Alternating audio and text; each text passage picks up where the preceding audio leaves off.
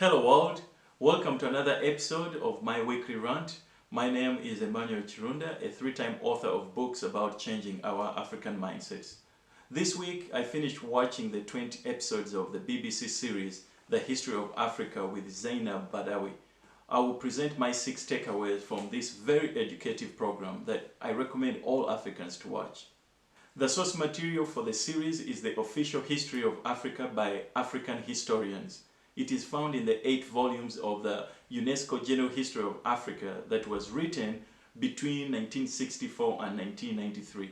As far as African history is concerned, it does not get more authoritative than that. So, takeaway number 1. Besides human evolution, the first human civilizations also arose up in the Nile Valley of Eastern Africa, and their heritages are a very great source of knowledge that can help us focus our displaces of identities as Africans.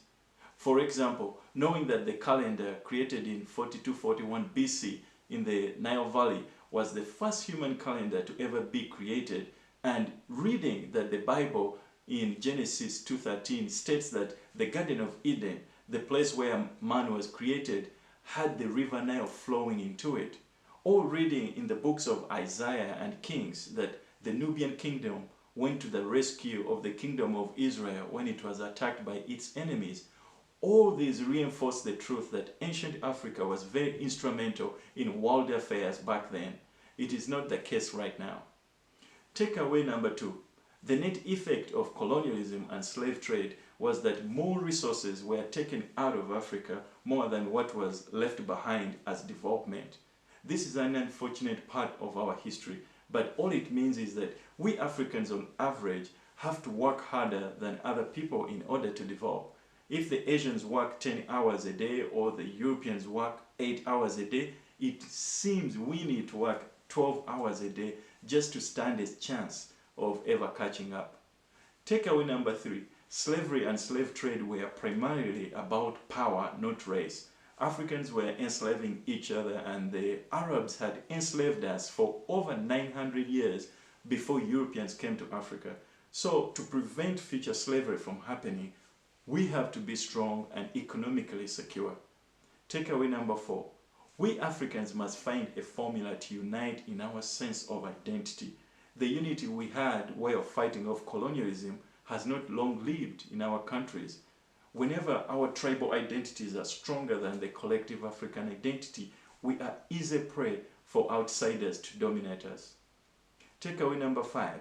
How I wish all African girls and women would know about the great women leaders such as Queen Nzinga and Kimpavita of the Congo Kingdom, or Queen Amanishahitu and Amanras of the Kush Kingdom. Instead of looking up to modern pop singers or fake celebrities, you should know about the dozens of dignified female leaders who should be your role models. Takeaway number 6. Professor Augustine Hall from Cameroon eloquently discussed the subject of epigenetics by explaining how Africans and people of African descent largely suffer from intergenerational trauma. If I may paraphrase him, the systematic pressure to daily survival that was implemented over centuries of enslavement and colonialism completely shifted the mindset into self-preservation mode. People don't think much about the future. It's all about survival on a daily basis. And since descendants don't start their mind from zero, they learn their mindsets from their parents. Professor Hall's analysis of the deformed mental structures that are prevalent in our societies is in line with the purpose of this channel. I believe that the collective trauma that affects us intergenerationally and prevents our building of modern working systems can practically be understood as the 6 killer mindsets I write about: inferiority complex, victimhood, self-hate, herd mentality, copycatism, and the elite dilemma. Eradicating these 6 killer mindsets by ensuring that our children don't internalize them is the first step towards long-lasting health collective sense of framework. That's it for today.